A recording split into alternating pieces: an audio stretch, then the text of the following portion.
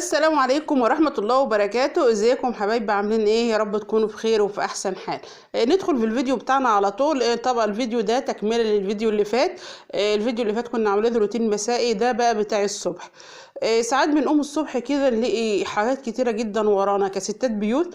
تلاقي الغسالة عايزة تشتغل، في تنظيف، في ترويق، في غدا لازم تجهزيه طبعا.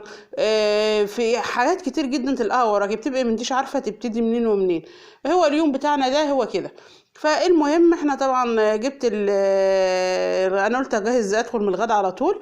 فطبخت حشيت الوزه يعني، ورحت نازله بيها في الحله. اديتها تشويحه حلوه كده على الجنبين، وبعدين رحت نازله عليها بالميه، وحطيت بقى اللي هو الطماطم واللوري والحبهان والمستكه وكل الحاجات دي. هو الوز طبعا سمين، بيبقى فيه سمونيه عن البط، بس لما بيتشوح بيبقى طعمه حلو قوي وشربته بتبقى مميز. فالمهم قلت مولع عليها كده اول حاجه خالص الصبح بعد الفطار على طول، علشان نشوف احنا هنعمل ايه. وطبعا انا من الفيديو اللي فات بالليل كنت مطلعه معاكم علبه قشطه من عندي من الفريزر، هي كنت لماها يعني من زمان، فقلت اعملها بقى سمن. جبت الحله زي ما انتم شايفين، وبدات افرغ القشطه اللي عندي. ده كيس برضو كنت لما في حته كده، وقلت افضيه كمان. يعني الواحد بيلم كل حاجه كده موجوده عنده وتعملي بيها، حاطه في علبه في كيس ايا كان. المهم انا هلم بقى كل ده وهولع عليها، لان برضو القشطه من الحاجات اللي بتاخد وقت طويل، مش نار كتير لكن بتاخد وقت طويل. انا بولع عليها الشعل بيبقى ضعيف جدا جدا زي الشمعه، وبسيبها بقى براحتها تستوي بقى براحتها. بس اهم حاجه كل فتره كده اقلبها علشان ما تتحرقش معايا، والمرته تبقى طالعه مش حلوه او فيها مراره او كده.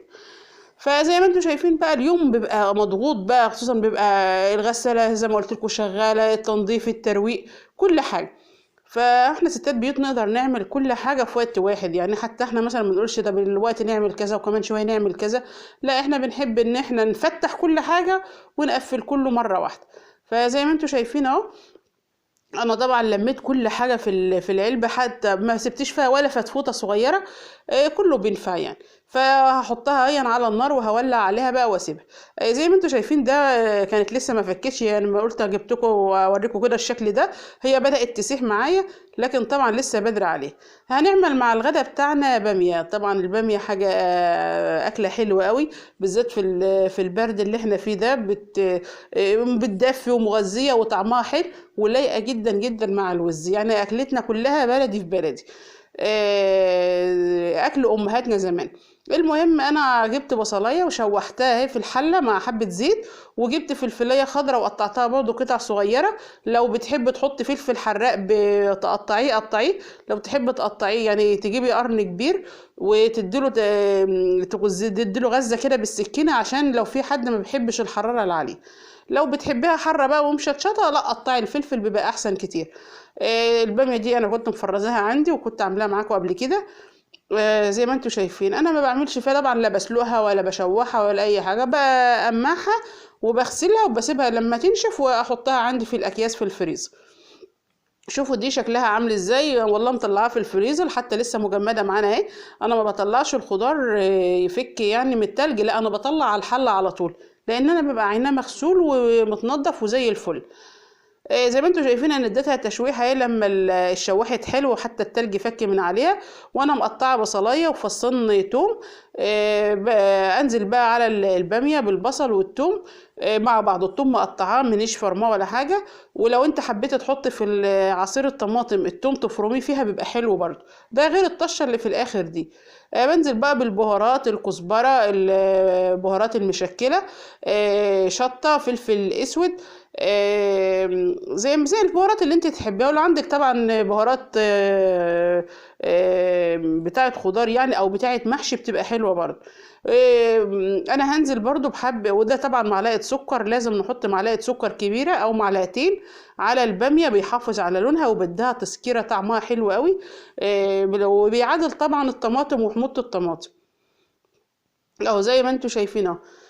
هديها تقليبة، وبعدين عصير الطماطم عندي قليل شوية، فأنا هزودها شوربة من شوربة الوز.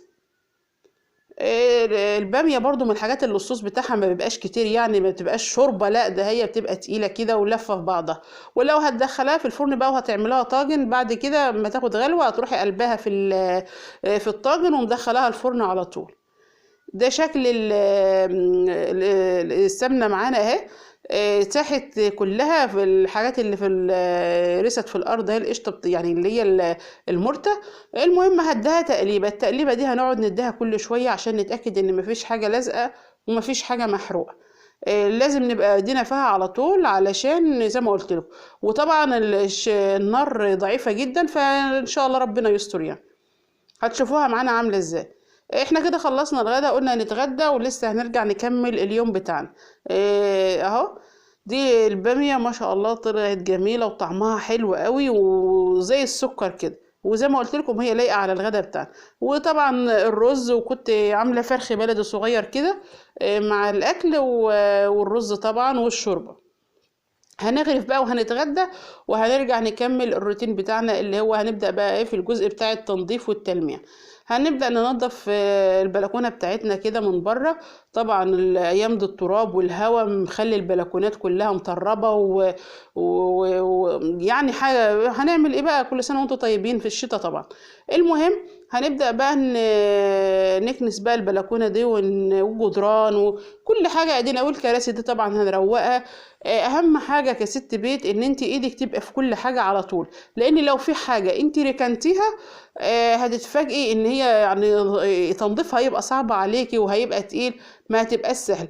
لكن لما تبقى ايدك على طول في الحاجة اول باول كده، بالعكس هتبقى سهلة وما هتاخدش منك شغل. يعني مسافة ما تكنسي وتلمعي كده بالشرشوبة او بالمية زي ما انا عملت كده والمقشة. انا عملت البلكونة مسحتها، لكن السلم بعمله بالمقشة، بحط على مية وبكنسه.